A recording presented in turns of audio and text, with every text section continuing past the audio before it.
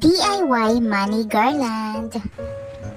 Siyempre, kailangan natin ng perang papel, plastic ng yelo, double-sided tape at ribbon na blue or kahit anong kulay, depende na sa inyo yan.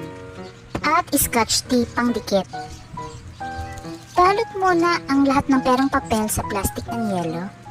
Depende na sa inyo kung magkano ang ilalagay nyo. Pero sa akin, 5,000 yan lahat, then 10 plastic ng yelo.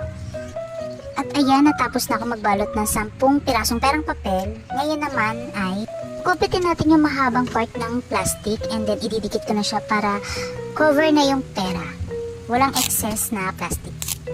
Itupin nyo lang yung sobrang plastic na nakalabas sa pera, then lagyan nyo lang ng scotch tape. Kagaya niyan. Para sa iba, ang negative ng tingin nila sa pagbibigay ng money garland sa anak. Pero para sa akin, hindi. Deserve yan ng anak, lalo na kung nag-aaral ng mabuti.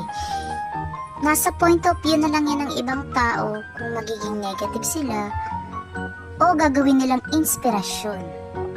Lalo na kung may honor ang anak, deserve na deserve niya yan. Pagkatapos ibalot lahat ng pera ay pagdikit-dikitin yan at pagdugtong-dugtungin gamit ang scotch tape.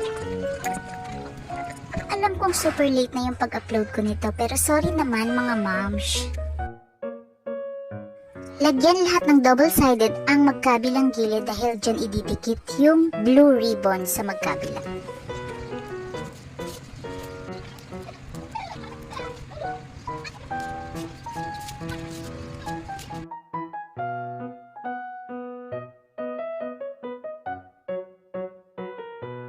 Nag-try akong bumili ng buo na money garland. Nalalagyan mo na lang ng pera. Kaso mas mahal siya. Nasa 180 to 200. Kaya nag-decide akong gumawa na lang or mag-DIY. May nai-content pa ako.